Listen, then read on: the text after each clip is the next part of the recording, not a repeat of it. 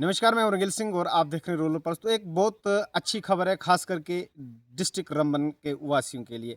आपको बता दें कि Sawalkot hydro electricity power project जो है, उसको कहीं न कहीं वो एक ग्रीन सिग्नल जिसे कहा जाता है कि एनवायरनमेंट की जो एनओसी थी वो भी मिल गई। अब फाइनली ये हो गया कि 5100, आपको अगर फिगर बता पाऊँ तो 5129 करोड़ रुपए का एक एस्टीमेट टेंडर लगने जा रहा है। इस पे एमएलए हमारे रमन से अर्जुन सिंह राजू जी की भी वहाँ से एक रिएक्शन आई है। तो उन्होंने भी कहीं न कहीं एनएचपीसी और गवर्नमेंट ऑफ इंडिया को ये धन्यवाद दिया कि इस प्रोजेक्ट को जल्दी शुरू की जाए। मगर मैं तमाम लोगों से कहूँ कि अब वो सारी जितने भी बैरियर्स थी, जितनी भी रुकावटें थी, वो ख़त्म हो गई और बहुत जल्दी सावलकोट प्रोजेक्ट शुरू होने वाला है। तो आप जितने भी ट्रेडमैन लोग हैं, बेरोज़गार नौजवान हैं, आजकल ख़ास करके हमारे पास रोज़गार जो सावलकोट प्रोजेक्ट है, ये रंबन डिस्ट्रिक्ट वालों के लिए एक बहुत बड़ा तोहफ़ा है। क्योंकि जब बुलियाड प्रोजेक्ट बना तो के रंबन डिस्ट्रिक्ट के चंद्रकोट के बटोत के जो हमारे ये लोग थे, और ये इतने अवेयर नहीं थे एज़ कम्पेयर टू जितने किश्तवाड़ के लोग प्रोजेक्ट में अवेयर थे। तो उस वजह से उन लोगों ने सरप्लस फ़ायदा उठाया और हमारे लोगों को वो फ़ायदा नहीं मिल पाया जो मिलना था। अब हमारे पास एक मौका है कि सावलकोट प्रोजेक्ट आया है और आप सब को अपना हक लेने के लिए कोशां रहना पड़ा। आप देखते हैं कि अगर रमन का आदमी को किश्तवाड़ में जाता तो आप देख सकते हैं कि वहाँ पे उसे भर्ती किया जाता, क्योंकि उसे मतलब एक सेकंड क्लास सिटीज़न माना जाता, क्योंकि वहाँ उसे भर्ती नहीं किया जाता। ये फैक्ट है। कई लोग ऐसे नौजवान साथी हैं जिन्होंने ये कहा कि हम जब किश्तवाड़ जाते हैं तो हमें ये कहा जाता है कि आप रंबन से हैं, सबसे पहले यहाँ किश्तवाड़ के लगेंगे, फिर डोडा के, और रंबन तो तीसरे नंबर पे है। तो अब अगर सावलकोट में प्रोजेक्ट लगता तो मैं उन सब नौजवान हमारे जो लोग हैं, जो खास करके सावलाकोट के लोग हैं, मुख्तियार जी हैं, जो बघलियाड़ में भी काफ़ी हक और इंसाफ की लड़ाई में उनका अहम योगदान रहा।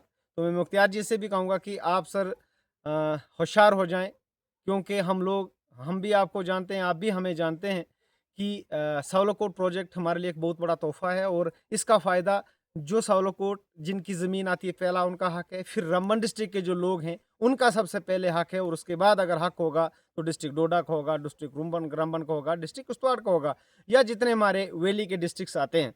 मगर सबसे पहला हक रमन वालों को होगा। और कहीं कहीं न मैं तो उमर अब्दुल्ला साहब तक ये अपील करूँगा, और ख़ासकर सुनील शर्मा साहब से, कि रामबन डिस्ट्रिक्ट जो है सबसे पसमानदा डिस्ट्रिक्ट है, हर लिहाज से। एजुकेशनली अगर देखा जाए तो बैकवर्ड है, और वैसे भी डेवलप नहीं है। और मैं चाहूँगा कि वो जो लोग हैं रमन के, तो आप भी एक ऐसी पॉलिटिकल रिजर्वेशन रखें कि कम से कम सबसे पहले रमन के लोगों को मौका मिले। एक ये बड़ी बात है और बड़ी विल है, क्योंकि गवर्नमेंट नौकरी तो है नहीं, प्रोजेक्ट में मजदूरी के लिए अगर उन लोगों को ही मौका दिया जाए, तो मैं चाहूँगा कि पॉलिटिकल लीडर्स को भी आगे आना होगा, और बहुत जल्दी ये काम शुरू हो जाएगा। और उम्मीद करूँगा कि आप इस चैनल को लाइक करें, शेयर करें, और अपनी राय ज़रूर लिखें। आज आप कहाँ हैं? क्योंकि रंबन डिस्ट्रिक्ट के जो लोग हैं काफ़ी ट्रेने हैं, और आज की डेट में अगर स्किल की बात की जाए तो रंबन में ऐसा कोई स्किल नहीं है कि रंबन डिस्ट्रिक्ट में वो स्किल ना मिले। हमारे पास आईआर, हाइड्रा या दूसरी जैसे टनल में बहुत हैवी मशीनरी आती है, बूमर वैसी जो मशीनरीज़ होती हैं,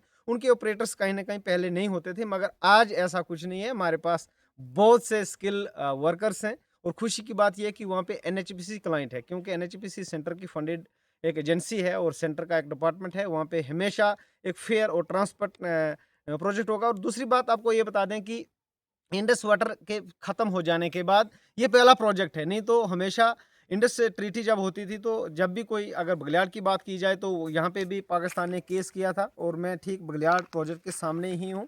तो आप देख सकते हैं पीछे विजुअल में, ये बघलियाड़ प्रोजेक्ट है मेरे जस्ट पीछे, क्योंकि मैं बघलियाड़ प्रोजेक्ट के आसपास में रहता हूँ, हमारा गाँव आता है वहाँ। तो यहाँ पे भी केस किया गया था। बाद में कोर्ट में जब पिटिशन चली, तो बाद में जो फैसला इंडिया के फेवर में आया, उसके बाद आपने देखा दुर्बशाला के प्रोजेक्ट में भी पाकिस्तान ने कहीं ना कहीं अड़ंगा अड़ाया था।